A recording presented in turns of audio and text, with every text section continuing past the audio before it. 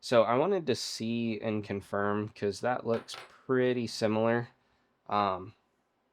Gen 1 Huxwrx Hub QD adapter. I just want to actually see if it fits. So I don't want to crank it all the way down, but that does fit. And that is a solid little package right there. Got the old Milwaukee. So that is about 6.25. The actual suppressor itself, without the housing, right over 5.25. So pretty solid, really small can. So I wanted to get a couple other cans for reference so you can kind of see what this kind of stacks up against. This is the Huxwrx HXQD, so 556 dedicated can. This works directly with the same muzzle devices these do. So same deal. I mean, look at that. A bit shorter, and this is way lighter.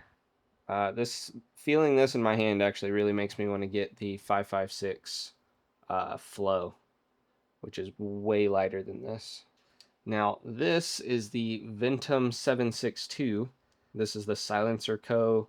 Bravo direct thread, which is also a hub compatible QD. They're very comparable in height.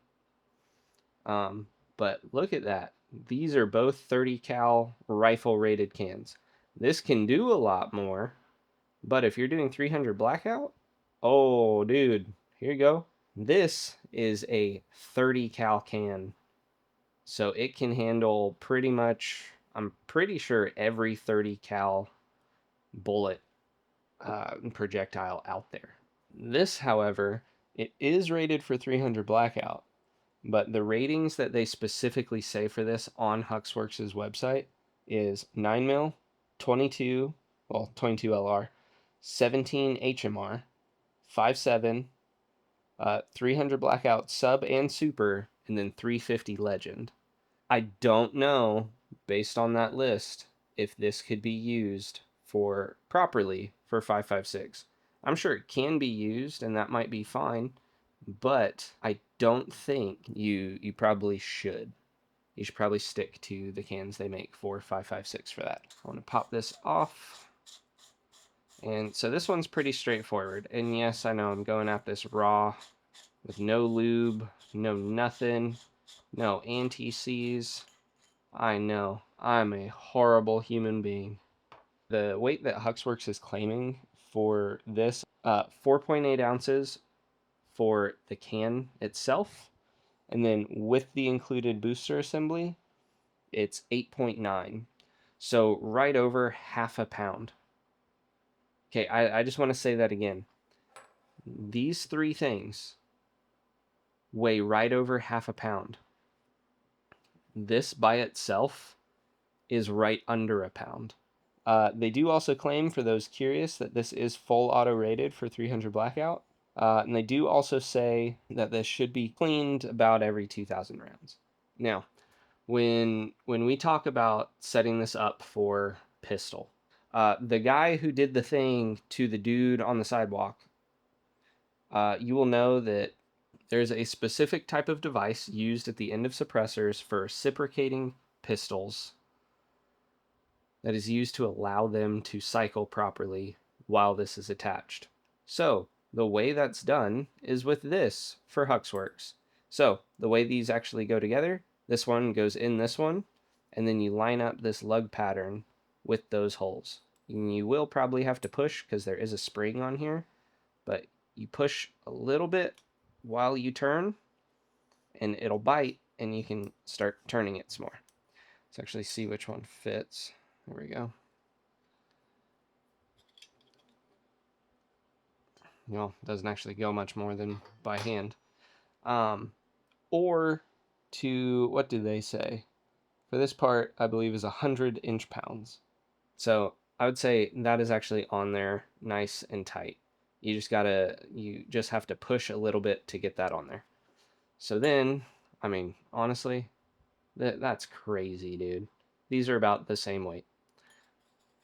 So there we go. That one does work. Okay, so that fits around there. I'm not going to crank it down right now, not yet, but you should crank that down hand tight.